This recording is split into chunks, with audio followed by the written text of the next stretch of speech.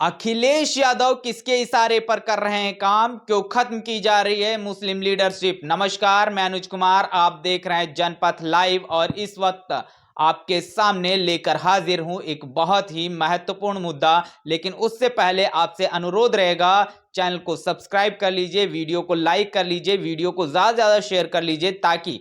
इससे हमें काम करने का हौसला मिल सके और इसी तरीके की तमाम खबरें आपके सामने लेकर हाजिर होता रहूं। जिस तरीके से देखा जाए पिछले कुछ एक दिनों में पूरे देश के साथ साथ उत्तर प्रदेश की राजनीति में तमाम जो उतार चढ़ाव आए हैं, इससे कहीं ना कहीं तमाम राजनीतिक पार्टियों की कलाइयां भी खिलती हुई नजर आ रही हैं। ऐसे में देखा जाए भारत देश में एक सुनियोजित तरीके से जिस तरीके से बहुजन समाज, मुस्लिम समाज के प्रति एक षड्यंत्र किया जा रहा है, कहीं ना कहीं राजनीति से उनको दरकिनार किया जा रहा है और इस बात को ये बहुजन समाज जो है वो समझता हुआ नजर आ रहा है। ऐसे में देखा जाए इंडिया गठबंधन का जब गठन होता है उसमें दलित समाज को प्रतिनिधित्व नहीं दिया जाता है, उसके साथ ही साथ मुस्लिम समुदाय को भी उसमें कोई प्रतिनिधित्व नहीं दिया जाता है। जिस तरीके से तमाम जो भारतीय जनता पार्टी की राजनीति है उसी राजनीति के रणनीति पर चलती हुई तमाम विपक्षी राजनीतिक पार्टियां नजर आ रही हैं। ऐसे में जिस तरीके से देखा जाए भारतीय जनता पार्टी जिस तरीके से मुस्लिम समुदाय को एक प्रतिनिधित्व होना चाहिए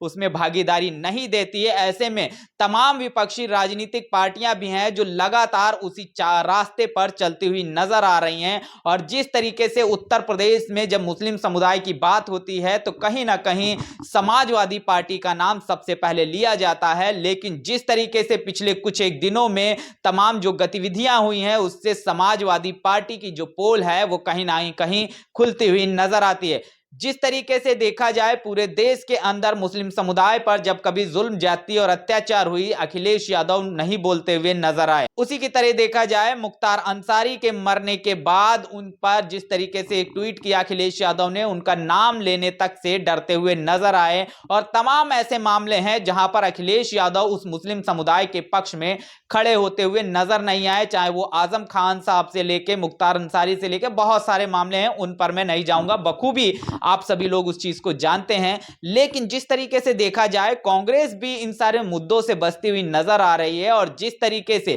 तमाम ऐसे मुस्लिम बाहुल्य क्षेत्र हैं जहां पर मुस्लिम समुदाय की अच्छी जनसंख्या है और अगर उन्हें टिकट दिया जाता तो कहीं ना कहीं मुस्लिम समुदाय उन टिकटों पर एक बड़ी जीत सकता, हासिल कर सकता था और अपना प्रतिनिधित्व जो है वो सदन के अंदर भेज सकता था। लेकिन वो राजनीतिक पार्टियां जो ये दंभ भरती हैं कि मुस्लिम समुदाय उनका वोट है, उनका वोट बैंक है, उनका कोर वोटर है, और वो राजनीतिक पार्टियां ऐसी मुस्लिम बाहुल्य सीटों पर मुस्लिम समुदाय को ही टिकट ना देना कहीं ना कहीं उनकी रणनीति और उनकी जो चालबाजी है उस पर बड़े सवालिया निशान खड़े करती है। और ऐसे में देखा जाए मामला निकल कर आ रहा है मेरठ से, जैसा आपने अभी सुना भी होगा, मेरठ के अंदर जिस तरीके से सबसे पहले भानु प्रताप जो ईवीएम के खिलाफ जो आंदोलन छेड़ रहे थे उनको समाजवादी पार्टी ने टिकट दिया, लेकिन अब जिस तरीके से खबर निकलकर सामने आ रही है कि भानु प्रताप का टिकट काटकर कहीं ना कहीं अतुल प्रधान को टिकट दिया गया है, मेरठ से अतुल प्रधान को टिकट दे दिया गया है। तो बड़ी बात निकलकर सामने आ रही है, भानु प्रताप जी दलित चेहरा थे और उनको अगर टिकट दिया जाता तो कहीं ना कहीं तमाम चीजें जो है वो प्रभावित होती, लेकिन भानु प्रताप दिल्ली के कैंडिडेट थे, उनको मेरठ लाया जाता है, उत्तर प्रदेश के अंदर लाया जाता है, टिकट दिया जाता है, विरोध होता है। लेकिन इसी के साथ ही साथ एक ऐसे भी नेता थे जो दलित समाज से संबंध रखते थे और वो लगातार जो है कोशिश कर रहे थे कि समाजवादी पार्टी से उनको टिकट मिल जाए। योगेश वर्मा की मैं बात कर रहा हूं, लेकिन समाजवादी पार्टी ने उनको भी टिकट नहीं दिया क्योंकि यह उम्मीद लगाई जा रही थी कि मेरठ से दलित समाज को वो जो टिकट है वो शायद जो है वो समाजवादी पार्टी देगी, क्योंकि बहुजन समाज पार्टी ने उस सीट पर त्यागी प्रत्याशी पहले से उतार रखा है। उसी की तरीके देखा जाए जो मेरठ सीट है यहां पर मुस्लिम समुदाय की अच्छी आबादी पाई जाती है, लेकिन समाजवादी पार्टी की तरफ से लगातार जिस तरीके से जो शाहिद मंजूर जी हैं वो लगातार जिस तरीके से टिकट के लिए बात हो रही थी कि इनको टिकट दिया जाएगा क्योंकि अच्छा वोट शेयर है यहाँ पे मुस्लिम समुदाय का और ये अच्छी सीट होती, क्योंकि बसपा ने इस सीट पे अपना मुस्लिम कैंडिडेट नहीं दिया। ऐसे में अखिलेश यादव ये भी नहीं कह सकते कि बसपा ने वहां पे अपना मुस्लिम कैंडिडेट दे रखा था इसलिए नुकसान हो जाता। अखिलेश यादव यादव कहीं ना कहीं जो है क्या रणनीति बना रहे हैं और क्या किस तरीके की राजनीति कर रहे हैं वो लोगों के समझ से परे जाती हुई नजर आ रही है। लेकिन जिस तरीके से अनुपम मिश्रा जी की बात किया जाए, उन्होंने एक ट्वीट जारी करके, जिसका वीडियो कल मैंने किया था, आपको मेरे चैनल पे वो देखने को मिल जाएगा, जिसमें वो साफ तौर पर कह रहे थे कि अखिलेश यादव 2 सीटों को छोड़कर उन जहां पर धर्मेंद्र यादव और बात कर रहे थे जिस तरीके से डिंपल यादव चुनाव लड़ेंगे, उन सीटों को छोड़कर और तमाम जो सीटें हैं वहां पर जिस तरीके से देखा जाए कहीं ना कहीं अखिलेश यादव का समझौता भारतीय जनता पार्टी से हो चुका है। और वो जो सीटें थी, वो मैनपुरी और फिरोजाबाद सीट की बात कर रहे थे, तो वो कहीं ना कहीं सत्य साबित होता हुआ भी नजर आ रहा है। जिस तरीके से अखिलेश यादव मुस्लिम बाहुल्य सीटें, चाहे वो बिजनौर की बात करें, बिजनौर पे भी बहुजन समाज पार्टी का मुस्लिम कैंडिडेट नहीं है, चाहे वो मुरादाबाद की बात कर लें, चाहे वो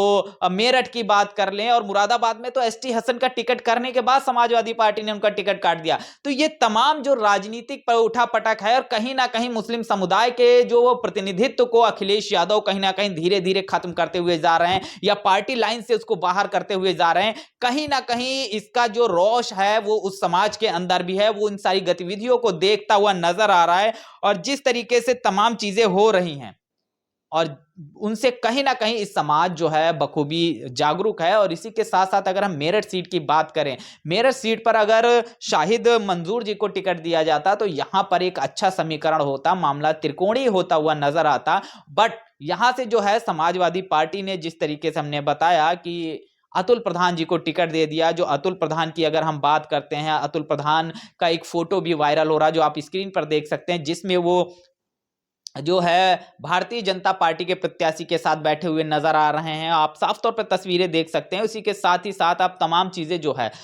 जो समाजवादी पार्टी ने जिनको टिकट दिया है, अतुल प्रधान जिनको, इनको तमाम जगह जो है प्रतिनिधि जो भागीदारी है वो समय समय पर देती आई है। इनकी पत्नी को जिला पंचायत लड़ा चुकी है समाजवादी पार्टी। इसके साथ ही साथ मेयर जो टिकट भी इन्हीं को मिला था। बट यहाँ मेयर के चुनाव में जब ये समाज जब इस चीज को समझ पाया कि अखिलेश यादव कहीं ना कहीं मेरठ सीट पर जो है वो उस समाज को प्रतिनिधित्व नहीं देते हुए नजर आ रहे हैं, ऐसे में ओवैसी जी ने एक बड़ी बाजी मारी थी और वो दूसरे नंबर के कैंडिडेट रहे थे इस सीट पर। इसी के साथ ही साथ जिस तरीके से मुरादाबाद हो, बिजनौर हो, तमाम वो सीटें जो मुस्लिम बाहुल्य सीटें हैं और उन सीटों पर जहां बहुजन समाज पार्टी ने अपना मुस्लिम कैंडिडेट नहीं दिया है, ऐसे में अखिलेश यादव ये भी आरोप नहीं लगा सकते हैं कि बहुजन समाज पार्टी ने वहां मुस्लिम कैंडिडेट दिया इसलिए हम नहीं दे रहे हैं। और बहुजन समाज पार्टी को जो बी टीम का जो तबका देते थे वो कहीं ना कहीं जो है वो अखिलेश यादव की जो रणनीति है और जिस तरीके से वरिष्ठ पत्रकार अनुपम मिश्रा जी ने अपने ट्वीट के माध्यम से बखूबी उस चीज को